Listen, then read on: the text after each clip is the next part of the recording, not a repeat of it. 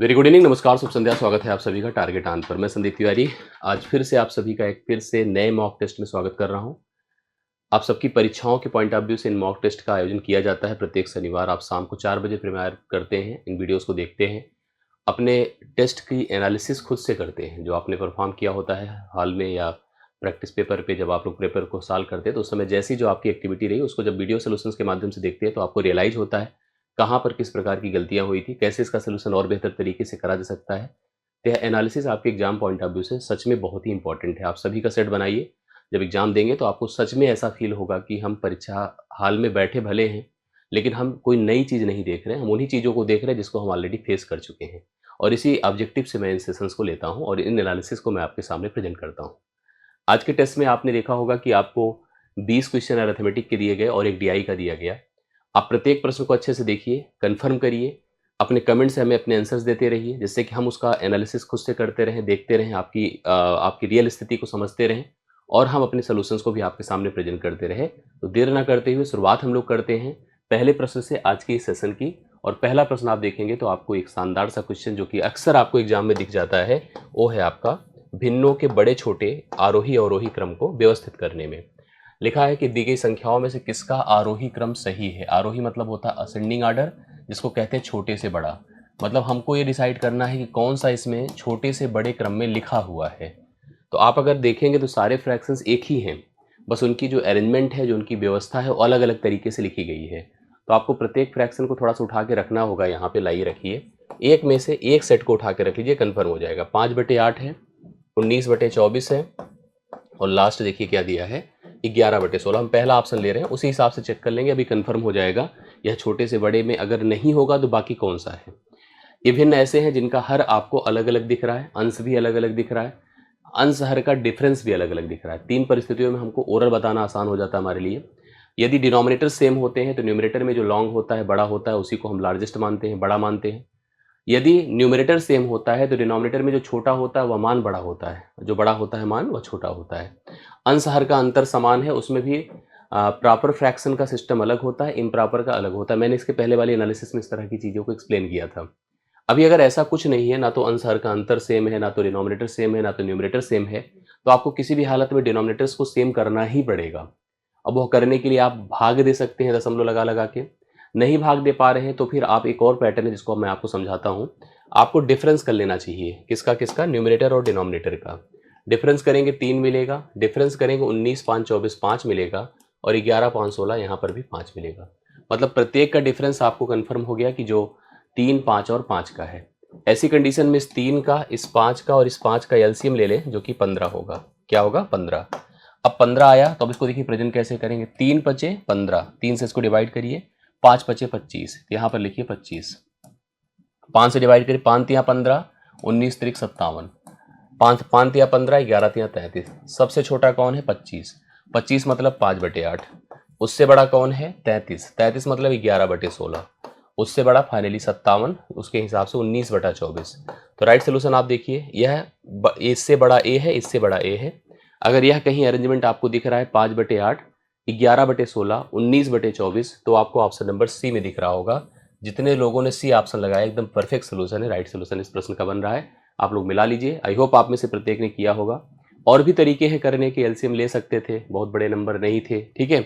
LCM के अलावा जैसे आप 48 लेकर एलसीएम जा सकते थे। इसके अलावा भी जैसे अगर आप डायरेक्ट भाग दे दे करके देखते तो भी डिसाइड हो जाता, बन सकता था। मतलब दशमलव एक अंक पे लगा करके ऑटोमेटिकली एक जीरो बढ़ा करके भाग दे करके भी करा जा सकता है। तो फिलहाल सी ऑप्शन इस प्रश्न का उत्तर है। आप सभी लोग उतार ले, सही सोल्यूशन आपने देखा है। इस प्रश्न को देखिए ध्यान से। अक्सर ऐसे प्रश्न आपको दिखेंगे आपके एग्जाम में। एक से एक एक्सप्रेशन समीकरण दिया हुआ है, जिसको अगर आप ऐसे प्रेजेंट करें तो लिखा है 433 की पावर 24 है ना, ब्रैकेट में नंबर्स हैं, माइनस 377 है की पावर कितना है, कमेंट जरूर कर दे अपने अपने आंसर्स को, प्लस 166 है, पावर कितना है, 54 है। और इसका एक जो सोल्यूशन बनेगा उसके अंत में अर्थात यूनिट डिजिट पर क्या प्राप्त होगा, ये आपको बताना है। ध्यान दीजिएगा, मैं आपको समझा रहा हूं कि अंत में अगर 3 है, फिलहाल केवल 3 की नहीं, अंत में 2 हो, 3 हो, 7 हो, 8 हो, किसके किसके लिए देखिए, अंत में 2 हो, 3 हो, 7 हो, 8 हो, पावर को क्या करते हैं, 4 से भाग करते हैं, रिमाइंडर निकालते हैं, रिमाइंडर जो आता है अप्लाई करते हैं, अंत की वैल्यू पता चल जाती है। जैसे अंत में 3 है, पावर को 4 से करेंगे भाग, 4 से जैसे ही भाग करेंगे तो यह पूरी तरह से कट जाएगा, अर्थात रिमाइंडर 0 आएगा। ध्यान देना 2 केसेस में, जब 3 रहे और 7 रहे और पावर पूरी तरह से 4 से कट करके 0 हो जाए, सेसफल 0 हो जाए, तो इसके केस में 1 आएगा, इसकी केस में भी 1 आएगा। जबकि अंत में अगर 2 रहेगा, 8 रहेगा, तो इसकी केस में 6 आएगा, इसकी भी केस में 6 आएगा।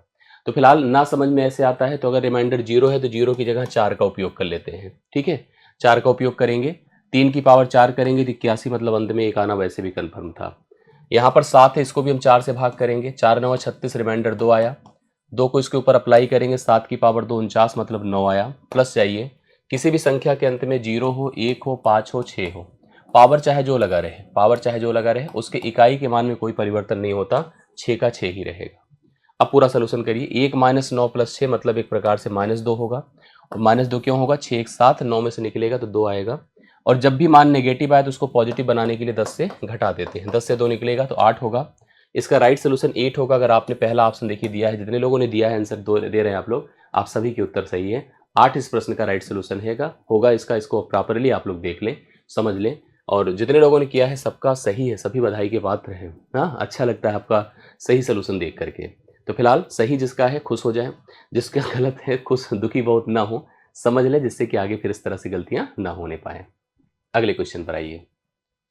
220 छात्रों में पूरा इंग्लिश में नहीं लिख पाए हैं, क्योंकि इंग्लिश में लिखते तो पूरा बोर्ड भर जाता है। ऐसे प्रश्नों को देखा, मतलब आपको एक्सप्लेन मैं कर देता हूँ, अंग्रेजी में भी समझ लीजिएगा। आपको जिसको ना समझ में आया ध्यान दीजिएगा। 220 टोटल छात्र होते हैं ना, एक स्कूल में 220 छात्र हैं। 120 मेल हैं, मतलब लड़के हैं, पुरुष छात्र हैं, और शेष महिला हैं, मतलब शेष बाकी लड़कियां हैं। पुरुष छात्रों के जो 25%, पुरुष के 25% और महिला जो छात्राएं हैं उसके 20% रसायन विज्ञान मतलब केमिस्ट्री के छात्र हैं। मतलब उसमें बाकी जैसे आप जो टोटल मेल हैं या लड़के हैं और लड़कियां हैं, लड़कियों का 25%, लड़कियों का 20% केमिस्ट्री के स्टूडेंट हैं, रसायन विज्ञान के छात्र हैं। अब रसायन विज्ञान का एक पेपर होता है जिसमें जो पुरुष होते हैं उसके 20% और महिलाएं जो मतलब लड़कियां जो होती हैं उसकी 25% छात्र एक फाइनल परीक्षा में पास हो जाते हैं, उत्तीर्ण हो जाते हैं। तो कहा गया रसायन विभाग परीक्षा में उत्तीर्ण होने वाले छात्रों का कुल छात्र हैं उनका प्रतिशत क्या है, वो किस परसेंटेज पर है, ये हमको बताना है। देखिए टोटल कितने हैं, 220 है। तरीका 2-3 है, मैं आपको समझा देता हूँ। टोटल कितने हैं, 220 है, 200 नहीं है, 220 है।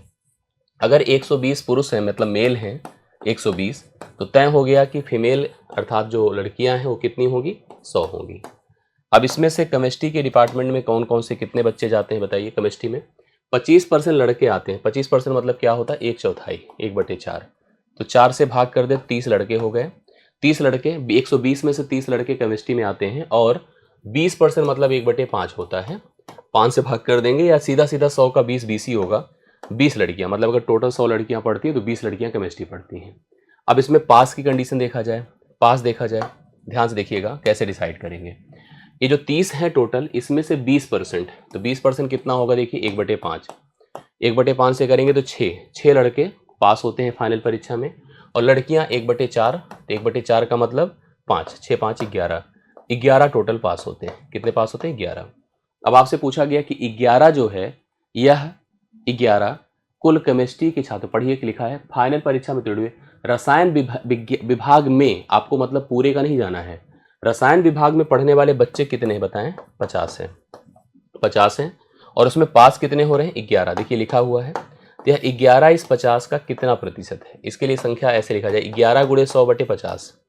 तो 50 से इसको भाग करिए, 2 बार गया, और आप इसको जब सॉल्व करेंगे 11 दूना 22, 22% बच्चे यहाँ पर क्या हैं, पास हैं। 22% बच्चे यहाँ पर क्या हैं, पास हैं।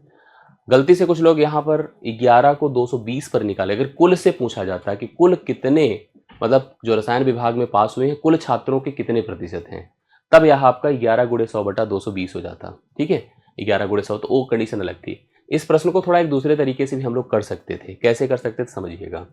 जैसे आप मान लेते हैं कि जो केमिस्ट्री डिपार्टमेंट है, केमिस्ट्री डिपार्टमेंट में अगर हम मेल और फीमेल मतलब लड़के और लड़कियां, बॉयज एंड गर्ल्स लिखते हैं। अब स्कूल में लड़के लड़कियां, पुरुष महिला बोलना सही नहीं होता है, लड़के लड़कियां बोलना सही होता है।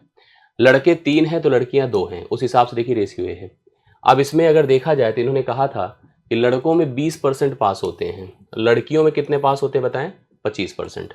तो आप एक काम कर सकते थे, देखिए अगर हमें इस पास का परसेंटेज बताना है तो 20 तियाँ 60 होता है, 25 दूना 50 होता है। 50 और 60 जोड़ दिया 110 होता है। डिवाइड बाई अनुपाती पदों का जोड़ कर दे, 5 से भाग कर देंगे तो यहाँ पर 22 पंचे 110 डायरेक्ट ऐसे भी बन जाता। 22% इस प्रश्न का राइट सोल्यूशन हो जाता। और जो समझ लिए कंफर्म करें, और जिसका इसका आया है तो खुशी तो होगी ही होगी आपको। सी ऑप्शन इस प्रश्न का राइट सोल्यूशन है। 22% एकदम राइट सोल्यूशन इस प्रश्न का बनकर आपके सामने है। कंफर्म हो गई बातें? आगे बढ़ता हूँ। ये देखिए एक सिंप्लीफिकेशन का प्रश्न है और इसकी इंपॉर्टेंस आप जानते हो कि सिंप्लीफिकेशन क्या कैसे काम करता है, कितना उसका उपयोग है। तो बॉड मास तो सबको क्लियर ही होगा। BODM बी मतलब ब्रेकेट ऑफ, ब्रेकेट मतलब कोष्ठक, कोष्ठक में भी सबसे पहले बार कहीं पर हो तो, नहीं है तो छोटा मझला बड़ा ना। ये देखिए सिस्टम ये होता है इसका, छोटा मझला और बड़ा, ये होता है कोष्ठक का कॉन्सेप्ट।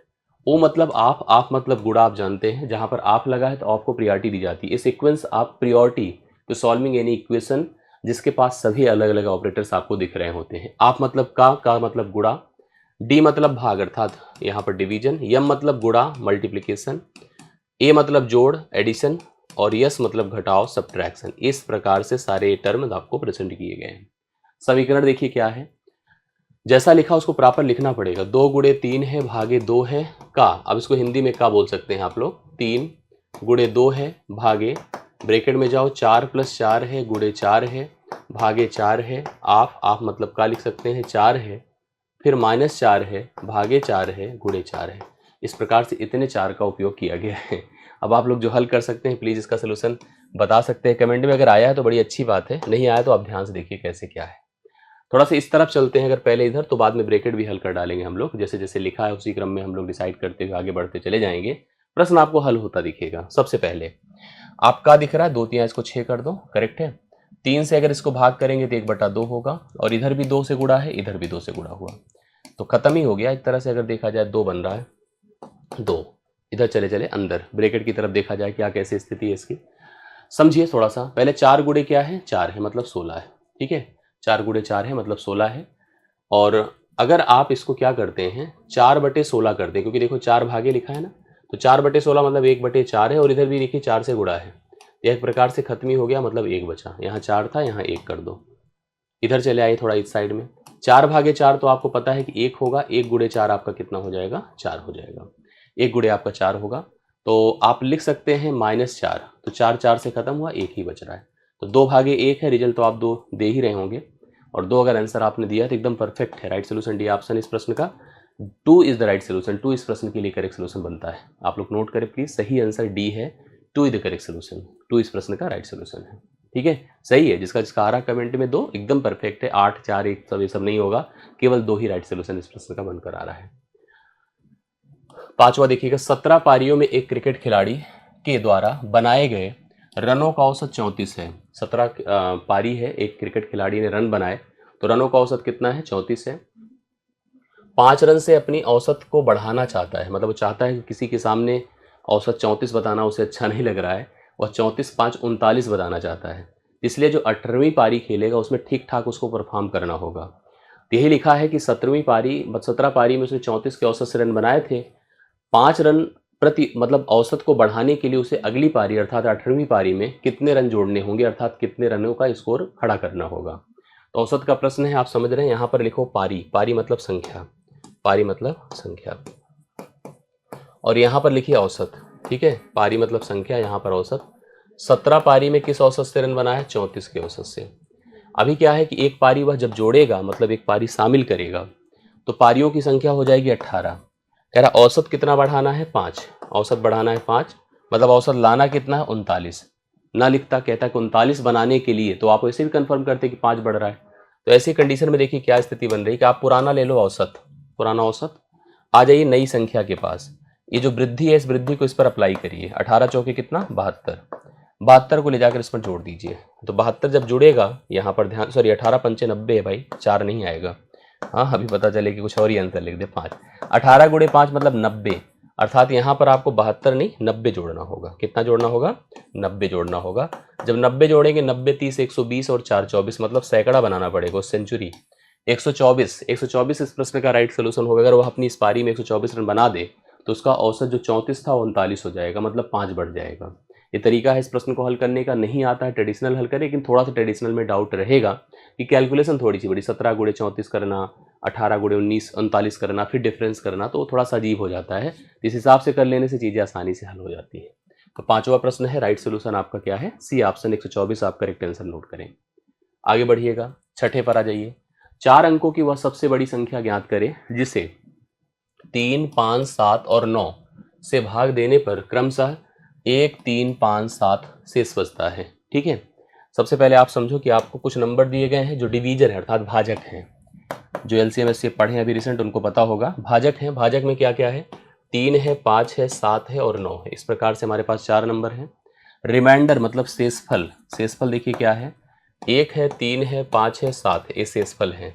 आप देख पा रहे हैं यहाँ पर स्थिति क्या है कि भाजक और रिमाइंडर का जो डिफरेंस है वो 2, 2, 2 और 2 का है, अंतर 2 का है, सबका समान अंतर है।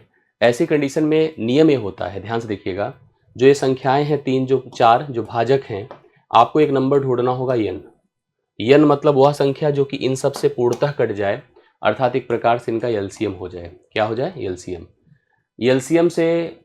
एलसीएम से आप डायरेक्ट आंसर नहीं क्लियर कर सकते हैं, लेकिन हम वहां तक पहुंचने में हमें हेल्प करेगा।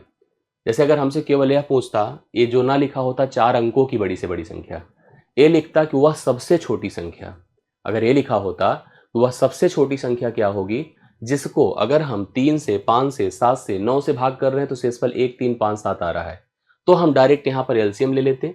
एलसीएम से इस कॉमन डिफरेंस जो यहाँ पर बन रहा है भाजक और रिमाइंडर का, उसको हम घटा देते, क्योंकि शेषफल सबके अलग अलग आ रहे हैं, इक्वल नहीं आ रहा। इक्वल शेषफल में एलसीएम में चीज़ें जोड़ी जाती हैं, और अगर अलग अलग शेषफल्स होते हैं तो जो उनका डिफरेंस होता है उस डिफरेंस को घटाया जाता है, जिससे कि सबके अलग अलग शेषफल हम अचीव कर सकें।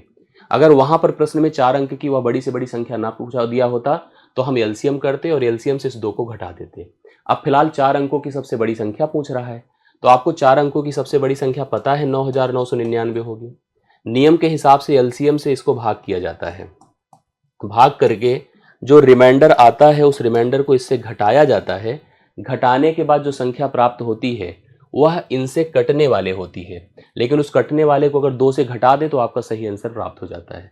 फिलहाल ऑप्शन में 4 अंक की सब संख्याएं ही दी गई हैं और बड़ी छोटी डिसाइड करना है, तो हमको तो पता यही अपना आंसर है। हमको ये भी पता है कि अगर इन्हीं में से कोई एक ऐसा ही उत्तर होगा जिसको जब मैं 3 से भाग करूंगा तो शेषफल 1 आएगा, 5 से करने पर 3 आएगा, 7 से करने पर 5 आएगा, 9 से करने पर 7 आएगा, ऐसा ही होगा। इसका मतलब ये सारे नंबर 2 से घटे हैं, 2 से कम हुए हैं। 2 से कम हुए तो अगर सब में 2 जोड़ दूं तो मैं एक ऐसी पोजीशन पर पहुंच जाऊंगा ना, ऐसे एलसीएम से करके इस प्रोसीजर पे जाना है टफ है। एक ऐसी कंडीशन पर पहुंच जाऊंगा कि नंबर हो जाएगा 9765, ये नंबर हो जाएगा 9766, ये नंबर हो जाएगा 9768, ये नंबर हो जाएगा 9767। अब हम लोग इस ऐसी स्थिति पर पहुंच गए कि यह नंबर जितने भी आए हैं इस सब के सब 3, 5, 7, 9 से कंप्लीटली डिवाइड हों, डिविजिबल हों। तो 9 से कटने का मतलब अंकों का जोड़ 9 से कटे। वैसे भी एक चीज़ और देख लीजिए, 5 से चेक करो, कोई संख्या 5 से तभी कटती है जब उसके अंत में 0 हो या 5 हो। किसी ऑप्शन में अंत में 5 नहीं है, केवल पहले ऑप्शन में है। यही वह संख्या है जो 5 से कट सकती है, बाकी कोई कटेगा ही नहीं। तो हमारा जो पूरा फोकस इसी पर है। बाकी डिविजिबिलिटी भी आप चेक कर लो, अगर 9 से कर लिया 3 से करना ही नहीं पड़ेगा।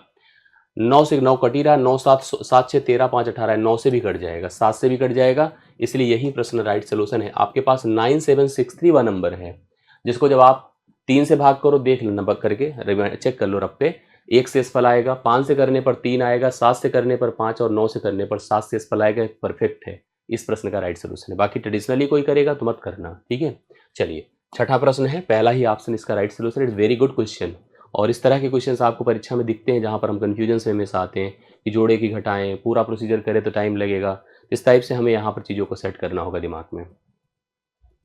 लीजिए इस प्रश्न का एक इंडिसेस का वैसे घातांक के क्वेश्चंस आपको दिख जाते हैं। थोड़ा सा डाउट लोग को होता है, लेकिन जो थोड़ा बहुत सर्च पे अपना कंट्रोल रखते हैं वो लोग आराम से कर लेते हैं।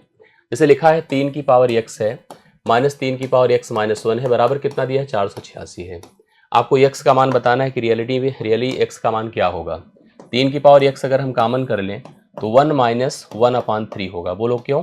3 की पावर x कॉमन किया तो यहाँ पर 1, यहाँ से गया 3 की पावर -1 बचेगा, और -1 को हम 1/3 लिखेंगे। 486 कर दें, ठीक है, 486। अब देखिए 3 की पावर x करें, 1 से 1/3 घटाएं 2/3 होगा, ठीक है, बराबर 486 कर दें। 2 से इसको डिवाइड कर दें, 2 दूना 4, 2 चौके 8, 2 तिया 6, 302 43, इसको 3 से मल्टीप्लाई कर, 3 की power x is equal to 3 से इसको मल्टीप्लाई करेंगे 729 होगा। तो मतलब स्थिति ये हो गई कि 3 की power x is equal to 3 की पावर 6 हो गई, 3 की पावर 6 हो गई। बेसिस अगर सेम होते हैं तो पावर इक्वल हो जाते हैं, तो x बराबर कितना हो गया 6। आपने x ही यहाँ पर आपको ज्ञात करना था, तो x का मान एग्जैक्टली कितना हो रहा है 6 हो रहा है। ऑप्शन नंबर डी देखिए सबके आंसर सही है लगभग लगभग, मैं जो देख पा रहा हूँ डी ऑप्शन 6 इस प्रश्न का राइट सोल्यूशन है। प्लीज सभी लोग नोट कर लें, 7वां प्रश्न डन होता है। 8वें पर आ जाइए। एक फल विक्रेता फल बेचने वाला है, अंगूर 23% की हानि पर बेचता है, नुकसान करता है अपना, ठीक है, लेकिन स्वास्थ्य लाभ के लिए अंगूर बेच रहा है। तो अंगूर कभी खाइए तो बहुत ही फायदेमंद होते हैं ना। एक फल विक्रेता अंगूर को 23% की हानि पर बेच रहा है और ऐसे बाट का उपयोग करता है जिससे कि वजन सही बाट से 30% कम है। उधर तो मेरे मन में उसके प्रति जो है थोड़ा सा सिंपैथी बनी, मतलब इज्जत बनी। लेकिन जब मैंने दूसरी लाइन पढ़ी कि जब आप 1 किलोग्राम अंगूर खरीदने जाते हैं तो 700 ही ग्राम लेकर आते हैं, क्यों? क्योंकि उसने बाट में इधर उधर कर दिया। उधर तो उसने कहा कि अरे सर आओ मेरे पास, इसी को कहते बेईमान दुकानदार, ठीक है। एक तो कह रहा है हमसे कि हम 23% के नुकसान पर बेच रहे हैं। सर देखो मैंने मंडी से भाव में उठाया है और मैं आपको कितने में दे रहा हूँ, आपको मैं तो इतना कम में दे देता हूँ, ऐसे बोल रहा है ना। दो तरीके से इस प्रश्न का सलूशन हम कर सकते हैं, मैं आपको दोनों तरीके समझा देता हूँ। वो कह रहा सर मंडी से अगर मैंने जितने में उठाया 23% के नुकसान पर मैं आपको दूंगा, मैं इतना हूँ, समझ रहे हैं। लेकिन उसने 1 किलोग्राम हमने कहा चलो 1 किलोग्राम अंगूर दे दो यार। तो 1 किलोग्राम अंगूर हम लेकर घर तो पहुँचे और खुशी खुशी पहुँचे कि यार उसने तो नुकसान में दे दिया था हमको। घर पहुँचे तो जब वजन तौला तो पता चल रहा है कि अरे ये तो 1 किलोग्राम है ही नहीं है, ये तो 30 ग्राम कम है, 30% कम है। मतलब अगर 1 किलोग्राम हम खरीदेंगे 700 ही ग्राम अंगूर लेकर आए, तो अब उसने लाभ अचीव किया है, उसका लाभ परसेंट क्या है। मैं दो तरीके से प्रश्न का सलूशन करता हूँ। एक सलूशन है कि मान लो हम 1 किलोग्राम अंगूर खरीदने गए थे, 1 किलोग्राम होता है 1000 ग्राम, 1000 ग्राम के लिए मान लो 1000 रुपये तय था हमारा, ठीक है, क्योंकि 1 ग्राम का मूल्य हमने 1 रुपये मान लिया, तो 1000 रुपये तय। अब उसने कहा कि सर हम 23% के नुकसान पर दे देंगे। 23% के नुकसान का मतलब है 1000 से 23 मतलब 230 निकल जाएगा, तो 770 बचेगा। 23 निकला, 23% मतलब 23% का अर्थ होता है कि 230 ना, इधर 10 से गुणा है 100 में ना, तो इधर भी 10 से गुणा कर लो। 770 रुपये मैंने दिया, जो 1000 रुपये वाला अंगूर था उसके लिए मैंने 770 दिया। बट उस दुकानदार ने सोचो दिखे कितना दिमाग लगाया है, जो हम 1000 ग्राम लेने गए थे तो उसने मुझे 30% कम करके केवल 700 ही ग्राम अंगूर दिया। लो, मतलब 700 ग्राम अंगूर दिया है, आप 700 ग्राम लेकर आए हैं, वह 700 ग्राम के लिए उसने कितना भुगतान किया होगा 700 रुपये, और हमसे कितना लिया है 770 रुपये। कितने का फर्क है बताओ, ऐसे काट दिया करिए, 7 धाम में 70, 7 ग्राम में 77, 10 से 11 1 बढ़ रहा है, 1 गुणे 100 बटे आप क्या कर सकते हो 10, 10% का दुकानदार को लाभ हुआ इस व्यापार में, 10% का लाभ है। तो 10% इस प्रश्न का राइट सोल्यूशन है सी ऑप्शन। एक तो तरीका ये हो गया, जो अक्सर किलोग्राम के प्रश्न कितना कम तौला वजन ज़्यादा तौला उस पर डिपेंडेंट होता है, ऐसे के लिए हल करने का सबसे बेहतरीन तरीका भी होता है, ऐसी बात नहीं है, अगर ये कर रहे हैं तो सही तरीका है। दूसरा तरीका देखिए, हमसे जैसे ये कहा कि 23% की हानि पर हम अंगूर आपको दे देंगे, मतलब 100 का अंगूर किस में दे रहा है बताएं, 23 कम कर दो 77 में दे रहा है। 100 का अंगूर कैसे दे रहा है, 23 कम करके 77 में दे रहा है। दूसरी तरफ उसने हमको एक्चुअली जितना हमको चाहिए था, हमको 100 ग्राम चाहिए था या 100 चाहिए था, तो 100 की बजाय उसने हमें कितना दिया, 30 कम करके दिया। तो एक प्रकार से 100 की जगह पर हमको उसने 70 ही दिया है, 70 ही दिया है। अब क्रमिक कर दो, इसका इससे कैंसिलेशन कर दें और चाहे तो और भी कर दें, 7 धाम में 70, 7 ग्राम में 77। यहाँ पर 10 से कितना हो रहा है 11 हो रहा है, 10 से 11 मतलब 1 बढ़ा है, किस पर बढ़ा है 10 पर बढ़ा है। 1 गुणे 100 बटे 10 कर दें तो 10% का लाभ उस दुकानदार को इस सौदे में उस फल विक्रेता को हो रहा है। दोनों तरीके से आप प्रश्न का सलूशन कर सकते हैं। 8वां नंबर आपका डन होता है। आप सभी लोग अच्छे से इसको रिवाइज कर लीजिएगा, देख लीजिएगा, और जिसका जिसका 10% आया उस सभी लोगों ने बहुत बढ़िया किया है। बी की कार्य क्षमता ए से दुगुनी है, क्षमता मतलब स्किल, वर्क इफिशियंसी जिसे कहते हैं। बी ज़्यादा क्षमतावान है in compare to A, double क्षमतावान है। अगर ए एक दिन में एक काम करेगा तो बी एक दिन में 2 काम करेगा, ये स्थिति है। ए किसी काम को 15 दिन में कर सकता है, ए ने कोई काम प्लान किया था और उस काम को अकेले वह करता तो 15 दिन में कर लेता। तो हमसे पूछा जा रहा है कि ए ने काम शुरू किया लेकिन कुछ दिन के बाद उसमें बी भी शामिल हो गया। जिसके कारण देखिए उन्होंने उस काम को, इसके कारण मतलब बी के आने की वजह से काम 11 ही दिन में पूर्ण हो गया। कितने दिन में? 11 दिन में। तो पूछा गया उन्होंने एक साथ कितने दिन तक काम किया था। देखिए दो तरीके से मैं प्रश्न का हल करूंगा। एक तो ऑप्शन से ओरल जा सकते हो आप लोग। सबसे पहले क्षमता की बात किया जाए, क्षमता ए और बी की ऐसे है कि ए की क्षमता अगर 1 है तो बी की क्षमता 2 है। मतलब ए क्षमता मतलब work done in the unit time, एकांक समय में किया गया कार्य ही आपकी क्षमता कहलाती है। अगर ए एक दिन में एक काम करेगा तो बी एक दिन में 2 काम करेगा, that showing the efficiency of the persons, उनकी कार्य क्षमता को प्रेजेंट करता है ए और बी की। करेक्ट है, 1:2 के रूप में प्रेजेंट किया है। अब ध्यान से सुनिएगा, लिखा है कि अगर ए से वह काम करवा लो तो 15 दिन में काम पूर्ण हो जाएगा। सोचो अगर ए एक दिन में एक काम करता है, ए एक दिन में एक काम करता है और 15 दिन में पूरे कार्य को किया है, तो टोटल वर्क ऐसे ही बता दीजिए आप कितना हो जाएगा। 1 गुणे 15 मतलब 15 वर्क टोटल है। इस 15 काम को इन दोनों ने मिल करके देखो काम, पहले ऐसे कंडीशन सोचिए, प्रारंभ से दोनों साथ में नहीं थे। ए द्वारा काम शुरू होता है, ए ने काम स्टार्ट किया, कुछ दिन के बाद बी उसमें शामिल हो गया, अब उसने कहा है कि फिर उन्होंने उस काम को कंप्लीट 11 दिन में पूर्ण कर लिया। तो पूछा गया उन्होंने एक साथ कितने दिनों तक काम किया था, ये बताना है हम लोग को। जैसे देखो कार्य ऐसे स्टार्ट होता है, कार्य की कुल मात्रा 15 है, यहाँ पर कभी इंड होगा, ठीक है। स्टार्टिंग में पहले ए ही आया, अपनी क्षमता से करता रहा, लेकिन कुछ दिन के बाद उसमें बी भी सम्मिलित हो गया, मतलब ये ऐसी स्थिति हो गई। अब जब बी आ गया, दोनों मिलकर करने लगे तो कार्य आपका 11 दिन में पूर्ण हो गया। जो 15 काम था 11 दिनों में समाप्त हो गया। दो तरीके से इसको कर सकते हैं। जैसे इसका एक पहला तरीका ये है कि अगर ए जो है, ए अकेले 11 दिन तक किया होता, सोचो 11 दिन सोचता कि हम ए से ही करवाएं, देखो काम पूरा हो पाएगा कि नहीं। पता चलता जब ए एक दिन में एक काम करता है तो भाई 11 दिन में कितना काम करता, अकेले करता तो बेचारा 11 कार्य करता। इसका मतलब 11 कार्य उसने किया भी है, ऐसी बात नहीं कि नहीं किया उसने। भाई वो 11 दिन तक लगातार लगा था कि नहीं लगा था, खुद ही सोचो, लगा था कि नहीं? बिल्कुल लगा था भाई। ये तो लगातार था ना, शुरू भी किया था अंत भी किया था, बी बाद में आया था ना। तो ये अपनी पूरी एनर्जी, पूरी क्षमता दिया है, पूरे अपने इफिशियंसी का योगदान दिया है काम में। 11 कार्य उसने सहमति से सम्मिलित में किया है, 11 काम उसने ही किया है एक तरह से देखा जाए तो। 11 निकाल दो, 4 कार्य इन दोनों ने मिलकर किया होगा, 4 कार्य इन दोनों ने मिलकर किया होगा। मिलकर नहीं, ए इसमें बी ने किया होगा, क्योंकि ए ने कर दिया है ना, ए ने 11 पूरा काम कर दिया है, 11 दिनों तक था तो 11 काम तो उसी का योगदान है ना। 4 काम का योगदान बी का है, तो बी का ए है 4 कार्य, और बी ने इस 4 कार्य को कितने दिन में किया होगा आप खुद ही बता दो। भाई एक दिन में बी कितना काम करता है? 2 से कर दे भाग, तो 2 दिन में वह उस कार्य को पूर्ण कर सकता है। तो इसका मतलब 2 दिन बाद आया भी होगा। अब 2 दिन बाद आया होगा तो उत्तर इसका 2 दिन हो जाएगा। आप इसको थोड़ा वेरीफाई कर लो तो कंफर्म हो गया। मतलब इसका सेंस ये बनता है कि 2 दिन तक अकेले ए ने काम किया था। कितना कार्य किया होगा? 2 काम किया होगा। सोचो 2 काम किया होगा। अभी इसके बाद दोनों आ गए, काम कितना बचा आप खुद ही देख लीजिए। काम इसके बाद अभी देखा जाए तो यहाँ पर जैसे एक तरह से इसने क्या पूछा, उन्होंने एक साथ कितने दिन तक काम किया था, ये हम बता रहे हैं। 2 दिन तक काम किया था। 2 गुणे 3 मतलब 6 काम इन लोगों ने मिलकर किया था, 6 काम मिलकर किया था। अभी बचा था 9 काम, तो 9 काम इस समय जो है अकेले ए ने किया होगा, तो 9 6 15 टोटल ऐसे भी हो सकता था। डायरेक्ट ओरल भी बता जा सकता है। फिलहाल मैंने जैसे बताया उस हिसाब से उत्तर कर लीजिए। 2 दिन बाद वह शामिल हुआ था, ठीक है, 2 दिन बाद शामिल हुआ था। ये स्थिति आपके सामने है ना। उन्होंने एक साथ कितने दिन तक काम किया था? 2 दिन तक उन लोगों ने साथ में काम किया था। इसको ऐसे समझ कर चलिएगा, 2 दिन तक साथ में किया था, तभी 3 दूना 6 काम उन लोगों ने मिलकर किया था। अकेले ए ने कितना काम किया था बताओ? 9 काम, 9 6 15 टोटल डिसाइड हो गया। आगे चलते हैं। 100 मीटर लंबे और 80 मीटर चौड़े फर्श को इस प्रकार ढकने के लिए समान लंबाई की कम से कम कितनी वर्गाकार टाइल्स की आवश्यकता होगी कि टाइल का कोई भाग बर्बाद ना हो।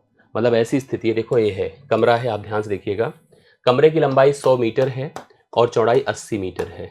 हमको बताना है कि वह समान, देखो जैसे आप पढ़ेंगे, वर्गाकार टाइल मतलब लंबाई की तरफ भी उतना ही लेंथ रहेगा और चौड़ाई की तरफ भी उतना ही लेंथ रहेगा। ये वर्गाकार टाइल्स है। ऐसी कि जो लंबाई को भी कंप्लीट डिवाइड कर सके ऐसे, और चौड़ाई को भी कंप्लीट डिवाइड कर सके, तो ऐसी संख्या इन दोनों का मासा होगी। क्या होगी? मासा।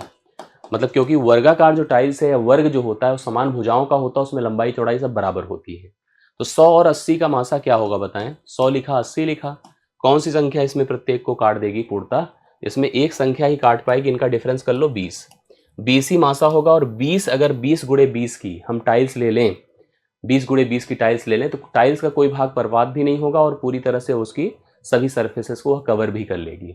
अगर हमसे कोई पूछता है कि कितनी टाइल्स लगेगी, तो 20 लंबाई की तरफ अगर जा रही है तो 20 पंचे 105 लगेगी, और चौड़ाई की तरफ 4, मतलब कुल मिला के आपको पता है कि 20 टाइल्स, यहाँ पर देखो 5 इधर की तरफ 4 ऊपर की तरफ, तो 20 5 चौके 20 टाइल्स टोटल लगेगी। समझ रहे हैं? तो 20 टाइल्स यहाँ पर इस प्रश्न का राइट सोल्यूशन ऐसे भी हो जाता, अगर आप कर सकते हैं तो भी आप समझ गए होंगे। ठीक है, तो राइट सोल्यूशन आपका है 10वां नंबर डन होता है, ऑप्शन नंबर 20 प्रश्न का राइट सोल्यूशन हो रहा है। ठीक, चलो जिसका जिसका सही है खुश हो जाए।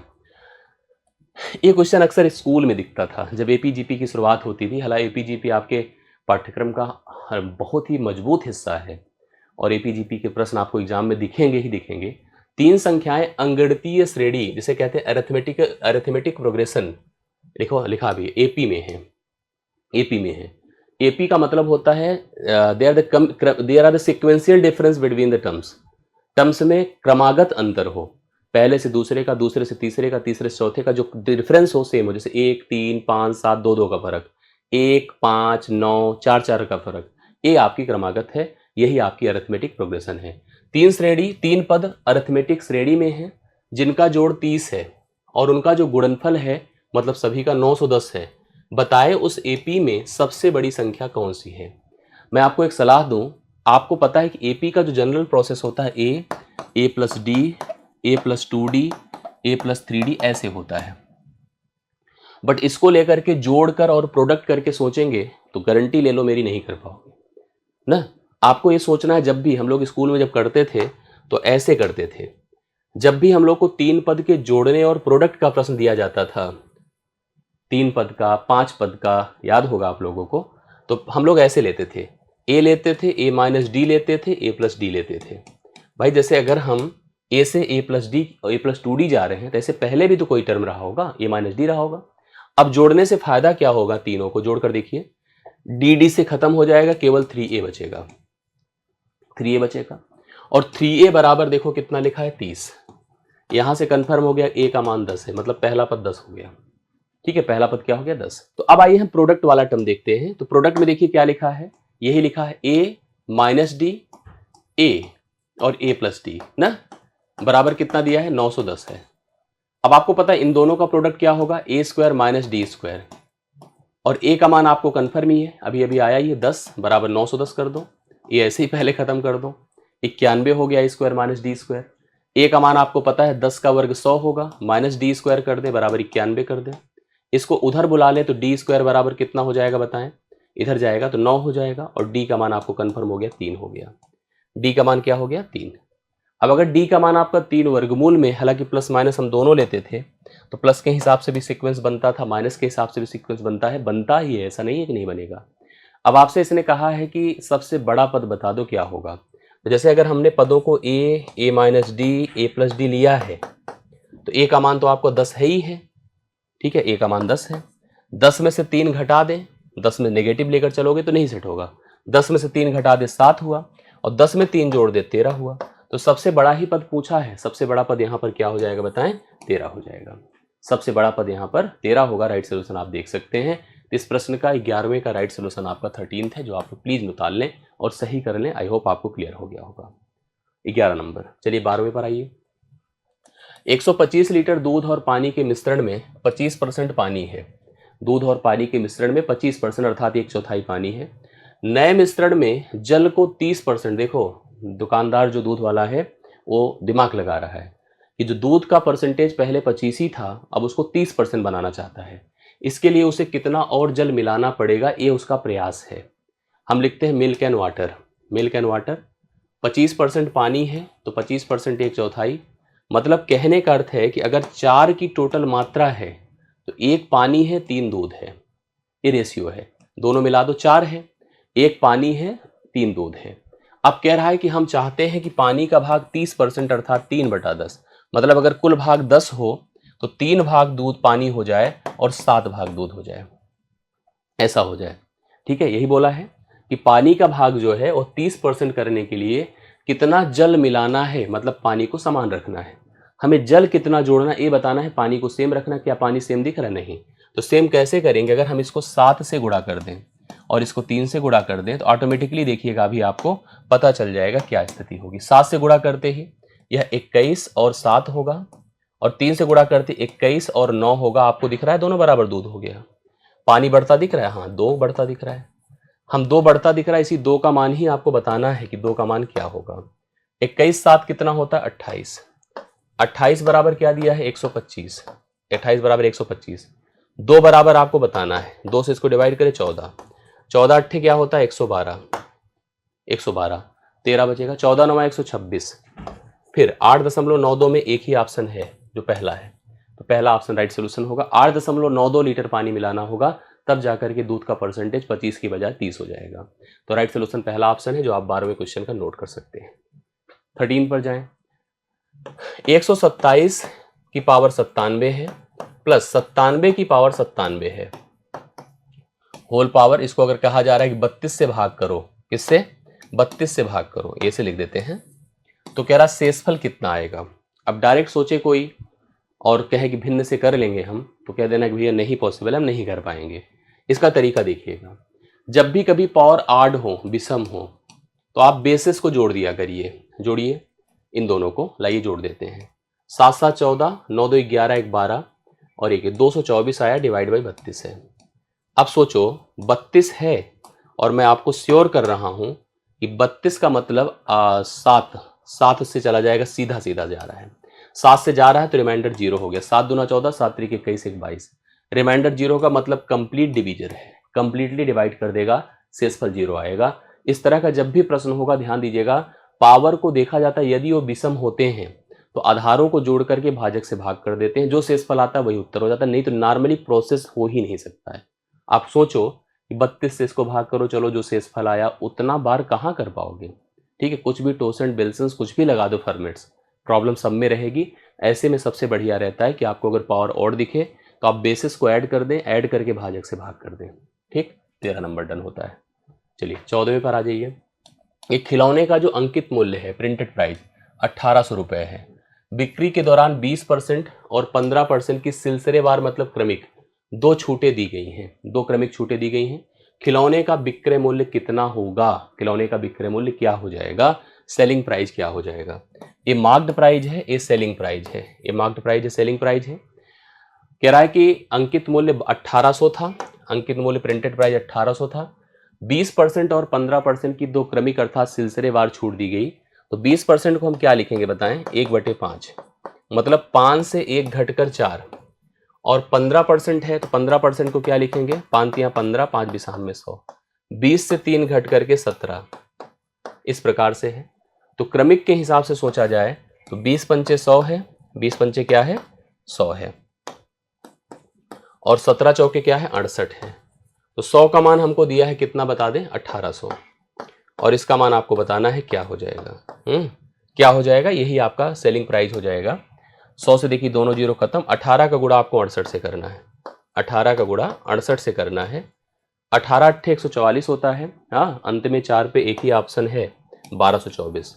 8 अट्ठे 64, 4 अंत में एक ही ऑप्शन है, बाकी आप गुणा करेंगे तो 1224 ही आएगा। ये इस प्रश्न का राइट सोल्यूशन होगा जो कि आपको बी ऑप्शन में दिया है। तो उसका सेलिंग प्राइस 1224 रुपये होगा, जो कि ऑप्शन नंबर बी में है। आप सभी लोग इसको देख सकते हैं। ठीक, चलिए 15 नंबर पर आइए। एक व्यक्ति ने प्रतिवर्ष 5% की दर से चक्रवृद्धि ब्याज पर 80,000 रुपये 80,000 को राशि को निवेश किया। करेक्ट है। अगर संचित ब्याज मतलब जो प्राप्त ब्याज हो रहा है 8,200 है। ध्यान से शब्द से पढ़िएगा, ये चक्रवृद्धि ब्याज का क्वेश्चन है, कंपाउंड इंटरेस्ट का। 80,000 आपका प्रिंसिपल है जो आपने जमा किया है, देखो ध्यान से। और ये कितना पैसा था? 80,000। करेक्ट है। आपको जो ब्याज से पैसा प्राप्त हुआ है वो 8,200 है, 8,200 है। इसका मतलब आपका जो अमाउंट है एक प्रकार से 80,000 था ही। एक प्रकार से आप लिख सकते हैं, जैसे अगर हम 8,000 जोड़ दें तो 88,200, ये आपका जो है फाइनल अमाउंट बन जाएगा 88,200। 8,800 हमने 80,000 में 8,200 जोड़ा। तो पूछ रहा है कि अच्छा दर तो चलो ठीक है 5% की है, 5% की दर है, तो हमसे कह रहा है कि आप बताओ कि कितने समय बाद यह ब्याज हमको प्राप्त होगी, वह मतलब जो निवेश की समय है, अवधि है, उसको बताना है।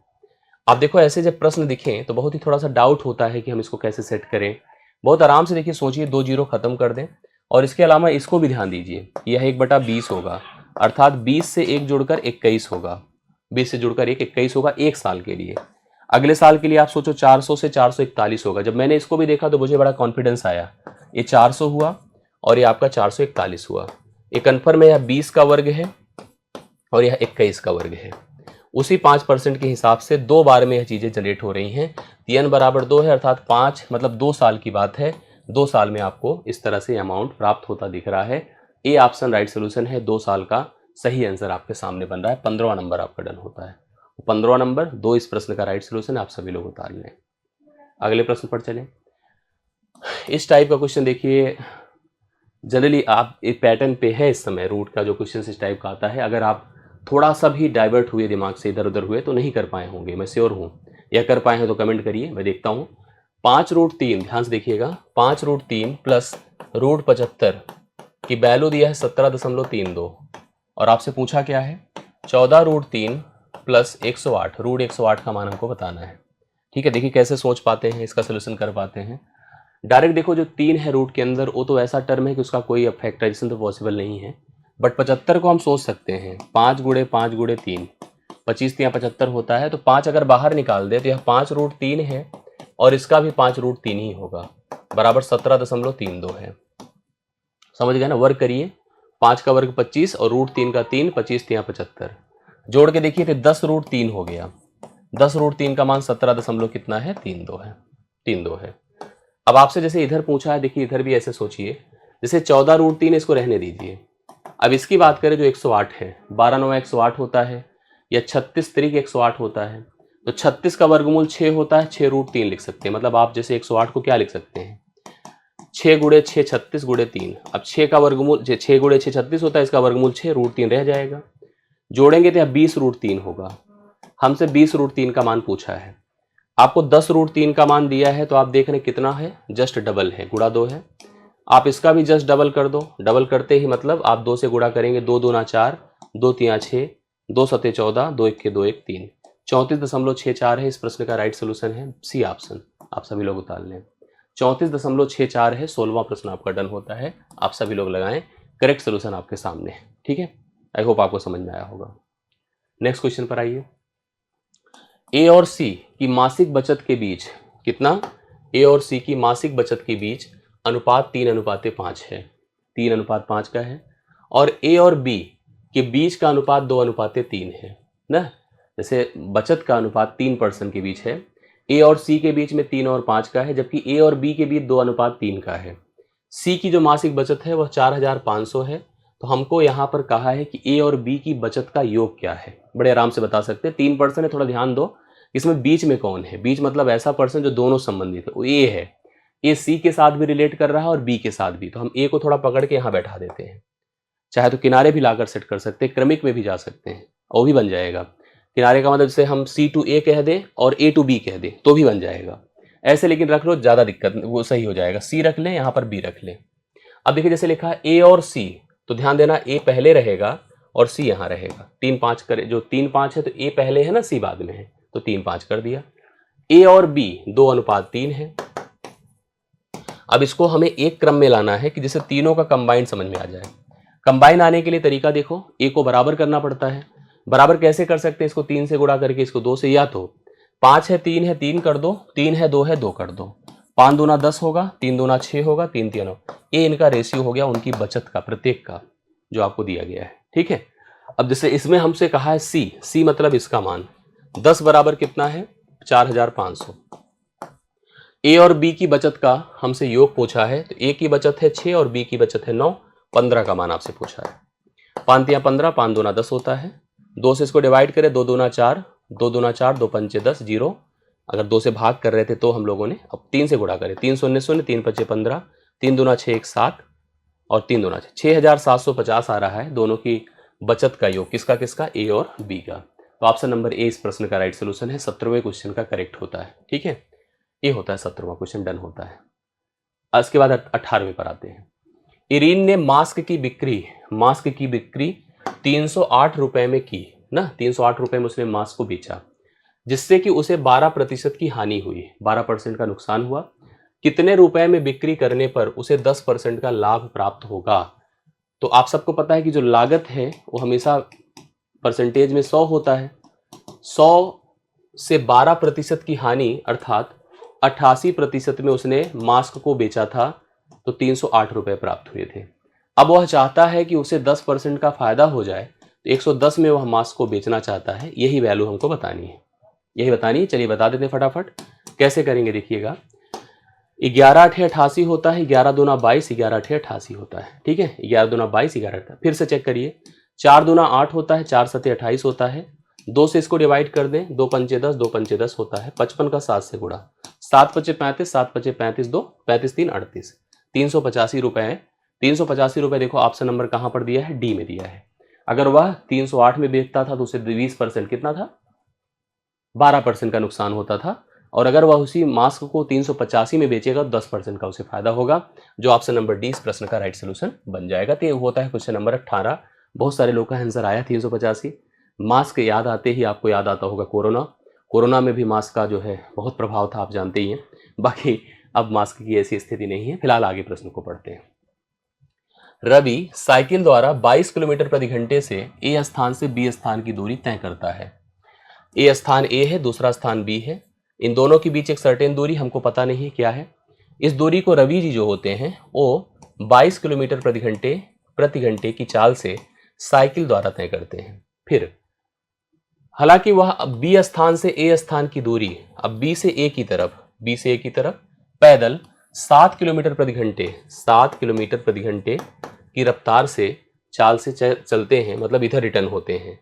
पूरी यात्रा के लिए उसकी औसत गति क्या है, औसत चाल उसकी बतानी है कि रियली में इस पूरी यात्रा में उसकी औसत चाल। जैसे कभी आपसे पूछा जाए कि आप स्कूल जा रहे हैं, कोचिंग जा रहे हैं, इस गति से जा रहे हैं, इस गति मतलब मान लो 20 किलोमीटर प्रति घंटे की गति से आ रहे हैं, 25 किलोमीटर प्रति घंटे की गति से, आपकी औसत चाल क्या होगी। अक्सर लोग कंफ्यूज होते हैं। कैसे? जैसे हमसे कोई पूछे कि 2 व्यक्ति हैं, 3 व्यक्ति हैं, 5 व्यक्ति हैं, उनकी आयु अलग अलग इतनी है, औसत आयु क्या होगी। तो सभी आयु को जोड़कर संख्या से भाग करते हैं। ऐसे ही अगर हमारे मन में आता है कि कुछ बच्चों के नंबर अलग अलग दिए हैं, औसत अंक क्या है, सभी अंकों को जोड़कर संख्या से भाग करते हैं। जैसे कभी कभी आपके मन में आया कि औसत चाल मतलब चालों को जोड़कर संख्या से भाग कर देने से औसत चाल प्राप्त हो जाए। बहुत लोगों के दिमाग में आएगा कि चाहते समय चाल इतनी थी, आते समय चाल इतनी थी, चालों को जोड़ा, 2 से भाग किया क्योंकि चालें 2 थी। भाई अगर मन में ऐसा आता है, भाई जैसे हम लोग को आयु का औसत करना है तो पदों को जोड़कर संख्या से भाग करते हैं, भार का औसत जोड़ना है, पता करना है तो सभी भारों को जोड़कर संख्या से भाग करते हैं। ऐसे चालों का औसत करना है तो सभी चालों को जोड़कर संख्या से भाग कर दो। आता है कि नहीं मन में? लेकिन ये गलत है। औसत चाल हमेशा कुल तय की गई दूरी बटा कुल लगा समय होता है। Total distance cover in divided by total time taken, यही this is called the average speed. अब वो भी हमको जैसे दूरी नहीं पता है, दूरी हमारी सर्टेन है लेकिन फिक्स है, जाना और आना बराबर है। ए से बी जा रहे हैं और बी से ए आ रहे हैं तो दूरी जाने आने में बराबर है। ऐसी कंडीशन में एक रूल काम करता है, twice a b divide by a plus b. ये काम करता है, या तो आपको क्या करना पड़ता है कि जो चालें अलग अलग दी गई हैं 22 और 7, उनका एलसीएम लेना पड़ता है। एलसीएम 154 होगा, मतलब एक तरफ की दूरी 154 हो गई। अब जाने में लगा समय 7 घंटा, आने में लगा समय 22 घंटा। 154 गुणे 2 कर दें, 2 गुणे 154 क्योंकि आना जाना 2 प्रकार की दूरी है, डिवाइड बाई 29 कर दें। 22 7 कितना होगा, देखिए यहाँ 22 है ना, 22 7 29 है। इसको भाग करने से, क्योंकि यह करने के 308 आएगा बटा 29 होगा, 29 1 के 29 होगा, 1 8 होगा, 0 बढ़ना ही तय है। बढ़ा तो उसके बाद फिर एक ही ऑप्शन दिख रहा है 10.6 आएगा। यहाँ भी सेम वही चीज बनता। कैसे? 2 गुणे 22 गुणे 7 बटे 22 प्लस 7, देखो सेम वही बन रहा होगा। 22 सत्ते 154, 154 दूना 208 कितना होगा, 308 होगा। 308 बटे आप 29 कर दो, एग्जैक्टली वही मिल जाएगा जो यहाँ पर है। 10.6 किलोमीटर प्रति घंटा is the average speed of the person Ravi, जो कि जा रहे हैं 22 किलोमीटर प्रति घंटे की गति से स्थान ए से बी तक और लौट रहे हैं पैदल स्थान बी से स्थान ए तक वही दूरी को तय करते हुए 7 किलोमीटर प्रति घंटे की गति से। 19वां नंबर डन होता है। अब आते हैं 20वें पर। किसी एक तार को एक वर्ग के आकार में मोड़ा जाता है। जब भी आपको एडवांस का ऐसा प्रश्न मिले जहां पर तार हो या कोई ऐसी फ्लेक्सिबल चीज है जिसको अगर 2D सरफेस में या 2D स्पेस में या 2D स्ट्रक्चर में क्रिएट करें, और उस समय ध्यान से समझिएगा कि अगर अभी हम उसको वर्ग की आकृति में रख रहे हैं तो वर्ग के शेप को कवर कर ले बना लेगा, उसी को वृत्त की आकृति में रखें तो वृत्ताकार हो जाएगा, उसी को त्रिभुज की आकृति में रखें त्रिभुजाकार हो जाएगा। जैसा उसकी आकृति आप चाहो तार को, क्योंकि फ्लेक्सिबल होते बना सकते हैं। इसी प्रकार से 3D का प्रश्न बनता है। कोई धातु की वस्तु है, पीट के पिघलाकर उसे नई धातु बनाते हैं, तो वहां से उनकी मात्राओं में फर्क नहीं पड़ता है और यहाँ पर इनके परिमापों में फर्क नहीं पड़ता है। जैसे अभी वर्ग के फ्रेम में है, ये वर्ग मतलब सभी भुजाएं बराबर, तार को ऐसे देखो मोड़ के रख दिया ऐसे फैला करके वर्ग की शेप में। तो यह 400, देखो इसका एरिया क्या दिया है 484।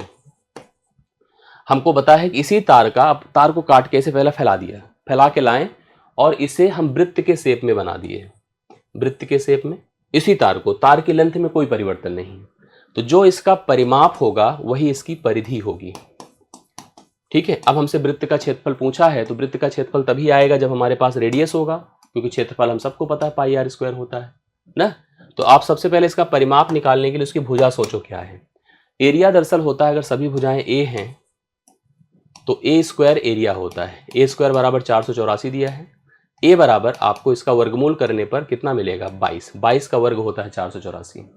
ठीक है, 22 होगा, सभी भुजाएं 22 22 हो जाएंगी, 22 22 22 22। तो परिमाप कितना हो जाएगा बताएं, 4 गुणे 84 22, ये हो गया परिमाप। यही परिमाप इसकी परिधि है जो 2 पाई आर होता है, बराबर 4 गुणे आप 22 कर दो। ठीक है, 2 गुणे 22/7 गुणे आप आर कर दो, बराबर 4 गुणे 22 कर दो। 22 22 से कटा, 2 दूना 4 होता है, आर बराबर 14 हो जाएगा, 7 दूना 14। क्षेत्रफल निकालना है, पाई मतलब 22/7 गुणे आर मतलब 14 गुणे 14, 7 दूना 14 होता है, 22 दूना 44, 44 गुणे 14, 14 चौके 56, 14 चौके 56 5 61, 616 सेंटीमीटर स्क्वायर। ऑप्शन नंबर 20 प्रश्न का राइट सोल्यूशन है, 20वां नंबर आपका डन होता है। तो इस प्रकार से 20 क्वेश्चन हमने तय कर लिए, कंफर्म हो गया, और आई होप आप सबको क्लियर हुआ। लेकिन तो अब हम लोग डीआई के प्रश्न पर आते हैं। डीआई का प्रश्न आप जब देखेंगे तो आपको तो हंसी आई होगी या डिस्टर्बेंस आप में क्रिएट हुआ होगा, मुझे भी हुआ है ना। मैं इसके लिए आप सभी से क्षमा चाहता हूं, क्योंकि डीआई में जो आपको कॉन्सेप्ट दिया था, क्वेश्चन का जो नेचर दिया था, उसके हिसाब से फिगर नहीं दिया था। मैं भी जब आपको अभी सोल्यूशन कराने जा रहा था तो मैंने जब फिगर देखा तो मेरे भी पल्ले कुछ नहीं पड़ रहा था, मुझे भी लगा ये सब क्या है, कहीं मेरे मन से डीआई चली तो नहीं गई दिमाग से। लेकिन ऐसा नहीं है, डीआई मेरे दिमाग में है और छपी हुई है। और जब मैंने इस प्रश्न को देखा तो हम इस प्रश्न को बहुत बार करा चुके हैं, मेरे दिमाग में इस प्रश्न की नस नस क्लियर है। और जब मैं फिगर मैच करा रहा हूँ तो इस फिगर का इस क्वेश्चन से कोई लेना देना ही नहीं। निम्नलिखित बार आलेख वर्ष 2001 में 5 कंपनियों की आय और व्यय लाख $US में दर्शाता है। कंपनी का लाभ या हानि का परसेंटेज आय माइनस व्यय गुणे 100 बटा, मतलब ये ना भी लिखा हो तो भी जानते हैं। दरअसल आपको आय मतलब क्या पता है, रिवेन्यू जो जनरेट होती है, जैसे दुकानदार जब कुछ कमाता है तो आय होती है। खर्च मतलब उसने क्या लगाया है, जैसे कोई दुकानदार 100 रुपये लगाए और 80 रुपये कमाए तो उसे नुकसान हो रहा है। 100 रुपये लगाए मतलब खर्च करे, और 110 रुपये कमाए तो उसे फायदा हो रहा है। तो आय माइनस व्यय का जो डिफरेंस होता है गुणे 100 बटे लागत ही खर्च है। यहाँ पर थोड़ा सा लोग कंफ्यूज होते हैं कि व्यय को दूसरा कुछ सोचने लगते हैं, दरअसल व्यय ही क्रय मूल्य है, व्यय ही लागत है, व्यय ही निवेश है। तो अब इस हिसाब से जब हमने पढ़े तो यहाँ पर एक कंपनियां तो कुछ अलग ही जायदाद एदा दिया है, एक कंपनी द्वारा 3 अलग अलग जायदाद XYZ का उत्पादन लाख बोतलों में दिया है, वो अलग ही बात है। अब यह प्रश्न पूरी तरह से डिफरेंट है, प्रश्न तो ठीक है लेकिन फिगर इस पर पूरी तरह से डिफरेंट है। इसलिए भाई मैं आप सबसे क्षमा प्रार्थी हूँ, इस फिगर को गलत लिखा गया है, गलत बनाया गया है। हम इसका सही फिगर आपको प्रोवाइड कर देंगे, जिससे कि आप सही तरह से इस फिगर की एनालिसिस कर पाएंगे और ऐसे प्रश्नों को हल भी कर पाएंगे। ठीक है, तो इसके लिए मैं क्षमा प्रार्थी हूँ। इसका मैं एक फिगर वाला सेशन बहुत ही जल्दी ही बनाकर उसको अलग से मैं आपको प्रोवाइड कर दूंगा, उसको आप लोग देख लीजिएगा, वो कवर हो जाएगा, करेक्ट हो जाएगा। तो अभी के लिए इस फिगर के लिए क्षमा प्रार्थी हूँ, बाकी के लिए पूरी तरह से धन्यवाद। मिलते हैं नेक्स्ट वीडियो में, नेक्स्ट क्लास में। अभी के लिए इतना ही, थैंक यू सो मच, धन्यवाद सभी को।